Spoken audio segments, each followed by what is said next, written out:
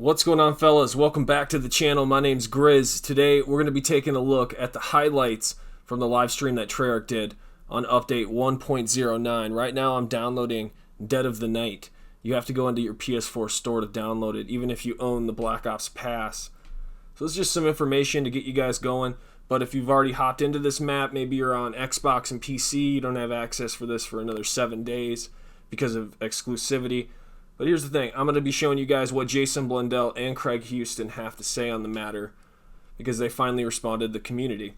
So, drop a like on today's video if you go on to enjoy, subscribe, activate the bell notification, and I'll catch you in the next video. Enjoy.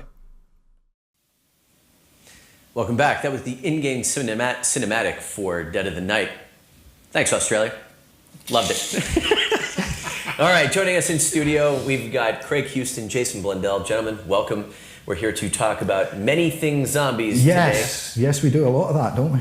So, what's been going on since launch? A few things have been happening. Yeah. So obviously on launch we released with 3 maps that we're incredibly proud with, and but it's also no secret that we had a bit of a bumpy start as well, and that's something that the team has been plowing all our effort and energy into, was to kind of get that stability there, and we're in a very good place now. You know, comparable to kind of other zombie offerings, but a very good place. And so that now allows us to then move our focus to other features and other things that we're developing. Because although there's a game out in the wild, that we play the game in here of resources and where to put our attention as well. So. Sure. Well, and so, I mean, before we even get to Dead of the Night, kind of talking about what's involved there, I mean, let's talk about some of the new things that are coming online starting today. And it really, let's start with daily callings. This is something that we talked about a while ago. It's online. Yep, it's absolutely online. So they are calling. They are calling. And this is kind of, you know, stage one of a couple of stages of rolling out those features as well, because making sure the stability was there was so important. We've kind of got that under control, so now we're moving on to getting all those features in. So daily callings is coming out. They'll come out, keep you engaged, and kind of give you missions to kind of go on, and then obviously have rewards when they're completed. Additionally, we've got the Black Ops Authenticity stamp. Yes, and again, that was another thing that we talked about on stage when we announced. I can finally prove that I got to level 10. When you manipulate the data, Craig. So what that allows you to do is, when you finish your match, you'll get given a passcode or phrase. You can go to callofduty.com, BOAS I think it is. You go in there, put the code in, put your gamer tag in, and it'll give you a record to say what you did and how you achieved. This is kind of stage 1 of it, and we'll actually have a stage 2 rollout where we expand it even further to talk about custom games and so forth. But stage 1 will give you that code that you can pass along to your friends and show what you've done and how you achieved it. And we now have daily tier skips in zombies. Yes, we do. Quite frankly, it was a reaction to the cry from the community. Even through all the kind of chaos and stuff that we're, excuse the pun, all the stuff we're doing, we still have teams listening and taking that feedback in. You know, it's really interesting where our team is kind of humble in the success, but then also, you know, when we're in those kind of rougher times, really kind of dedicated and focused, not only to achieving all the stuff we've signed up to do, but then also to kind of take that extra feedback, because the zombie community really is based on what people are saying. And so bringing that all in, and that's something we're committed to doing and continue to commit to doing all the way through 2019. And later this week, I believe this appears on PlayStation first, is the Winter Callings. Yes. Tell us about the Winter Callings. I won't want to say too much about it, apart from it's for winter and there's more callings. That's all I'm going to say on that one. It's very on the nose. Yeah, exactly. Dead of the Night, Jason. Dead of the Night. Yes. All right. All new undead experience takes us into 1912. Give us the high level. High level. Go on, Craig. Go on, I'll give you the high level. This is another chapter in our Chaos story, but this one is a prequel. So people that have played 9 and Voyage of Despair will have realised that our new characters are looking for Alistair Rhodes, who is Scarlett's father. Dead of the Night introduces us to another group of Alistair's friends who are going to be a little bit involved in what actually happened to Alistair. So we're going to fill in some other blanks like we always like to do. We've got a map that is a character in of itself. We're in this lovely, huge, great, stately home, which is like all the places we like going to, it's nice to have something nice and then do something really nasty to it too. So, you know, like people saw in Titanic and in 9, Prima Materia is once again shaping the world around it and creating things that are a little bit weird and drawn from myth and legends. And obviously if you're going to, you know, an old English house, there's a lot of fun stuff that you can draw from history there. I mean, you know, I'm pretty sure you know that werewolves were actually native to Scotland.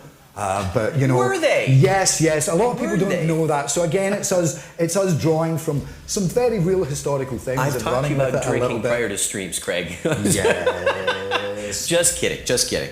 All right, so you talked about the map being a character unto itself. Is the map as much of a celebrity character as the celebrity cast? Well, yes, but I think it's interesting the use of the word celebrity. It's when we do these maps. Obviously, we did Mob of the Dead and Call of the Dead and Shadows of Evil, of course. It's fun to work with actors who are more known from television or theatre roles because first of all, they're surprised about the volume of material they get. Because, you know, if you're a screen actor, a lot of your time's spent sitting around waiting to go on and say your 2 lines and then go away and sit. So when they're just given a volume of material, and a lot of it, as it usually is for our zombie stories, is the characters are a little bit eccentric.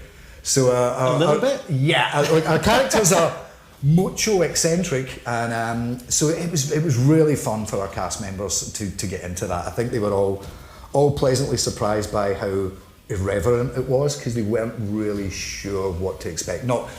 Believe it or not, Charles Dance, who plays Godfrey the Butler, isn't a huge gamer. He's too busy being evil on Game of Thrones and things like that. And the same goes for the other cast. I mean, what a gang we had for this. Yeah, we have Brian Blessed as our brigadier, who people will probably know from either Flash Gordon or perhaps more recently Peppa Pig, but he is possessed of probably we're fans of both, by the way. Biggest voice in the universe. Yes, and we compared beards as well. We did like a beard. You did. Yeah, sorry, previous incarnation beard comparison. So he's got a healthy beard.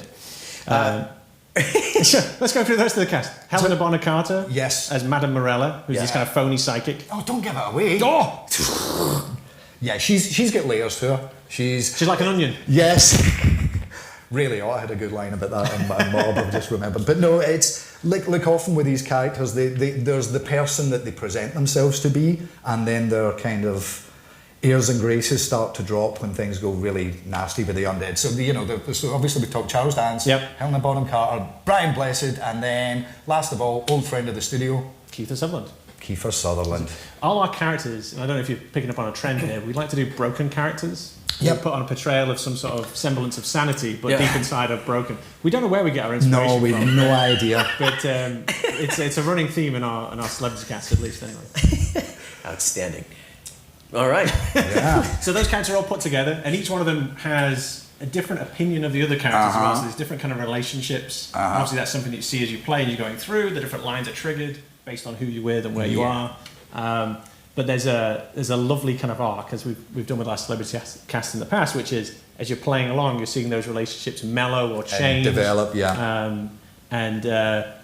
That's the wonderful thing about doing a celebrity cast, and then with such a lovely environment, and then combine that with the game design. Our team did a wonderful job of not only spatially realizing it, but also the kind of quests and how things kind of play together. So that's why we have so much fun doing our celebrity maps, is that we get to really kind of mix everything up and put it all in at the same time. Yeah, I mean, like the house itself, there's a lot more to it than what you initially see. And, you know, like everything else we do, it's always fun to have kind of myth and science and technology kind of clashing, because those two things kind of don't really fit together that well, or do they? It's also got this wonderful kind of Jules Vernean style. Yeah, that's what I was looking for. That's the word. Jules Verne. It's got this kind of wonderful kind of architectural style, and something that we do most times really is kind of play with the architecture and what does the environment say to you, what mood does that place you in. And so having this kind of eccentric inventor, explorer, socialite kind of guy with all his friends going to the house, the environment kind of tells you a story of this character, even though at the very beginning you see that bad things are happening to him. Indeed. Well, I think we're kind of heading in this direction, but what are you each most excited about people experiencing with Dead of the Night? Good question. I would say it's the journey while kind of going on the kind of quest, and the journey of playing the map as well. It's like some of our some of our more complex maps really ask you to engage with the map in a certain way in terms of how you're playing and activating a certain cerebral level. Interestingly enough, some of our simpler maps, which are about very simple kind of blocking and layout, appeal to people in a way that allows them to take in more items. I suppose I'm kind of being a bit wordy there, but the thing I love about Dead of the Night is the environment has a grandeur to it and also a simplicity to it, which allows you then to focus on the characters and the story that's being told. And that's very important for us. Yeah, I mean, I was going to go for the obvious thing right away. You know, these new characters are fun because, like, you know, when we do these as a one-off, you kind of try to tell the entirety of their story for this map. But also remember that just there's a real richness to some of the other creatures and entities that you're going to encounter, and some of them are kind of realised in a way that I think goes a little bit beyond some of what we've done in the past. So it's going to be fun for everyone to discover the secrets of the house and all the things that reside within it. We just always wanted to do a creepy house. All right, guys, thank you very much. Thanks, John. Dead of the Night, all part of Operation Absolute Zero, out today. Come on, come on, come on, come on, come on, come on. Come on, man. Come on, man.